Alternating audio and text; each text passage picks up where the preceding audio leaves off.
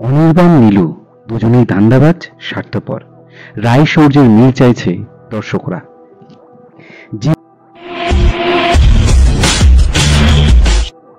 বাংলার জনপ্রিয় ধারাবাহিক মিরছোড়া ছিল তিন বোনের গল্প, অথচ অদ্ভুত রকম ভাবে গল্পে তিন বোনের চরিত্র তিন ধরনের।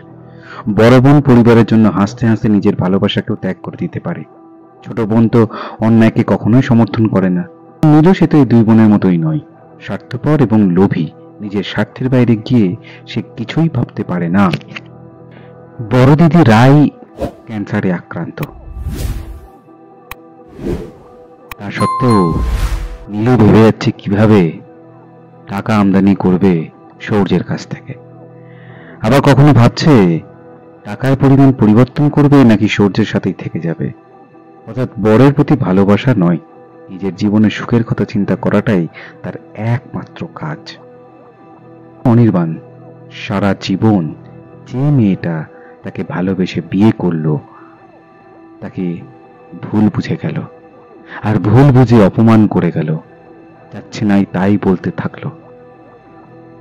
আর আজ যখন সে ক্যান্সারে আক্রান্ত, তখনও সে হাসপাতালে গিয়ে আগে জানতে চাইলো খবরটা সঠিক কিনা। আর বারবার যখনই নিজের ভুল বুঝতে পারে তখনই সে বলে পরের বার আর হবে না। অনেক দর্শকের মতে নীলু এবং অনির্বাণের মানসিক রোগের চিকিৎসা করা দরকার। তারা কোনোভাবেই চায় না অনির্বাণ আর রায় এক হোক, অথবা নীলু শৌর্য এক হোক। তারা চায় রায় এবং শৌর্য এক হয়ে যাক। এইভাবেই গল্পটা এগিয়ে চলুক, যদিও এটা শুধুমাত্র দর্শকদের চাহিদা মাত্র।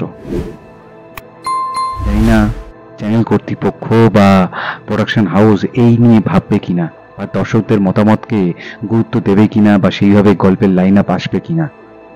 দর্শকদের চাহিদা শৌর্য এবং রায় আবার এক হয়ে যাক, ওই ধান্দাবাজ স্বার্থপরদের সাথে নয়। বাকি জীবনটা রায়ের ভালো কাটুক। আপনাদের কি মত অবশ্যই কমেন্ট করে জানাবেন। বাংলা ধারাবাহিকের সমস্ত রকম আপডেট পেতে আমাদের এই চ্যানেলটি শেয়ার করুন, লাইক করুন এবং সাবস্ক্রাইব করুন।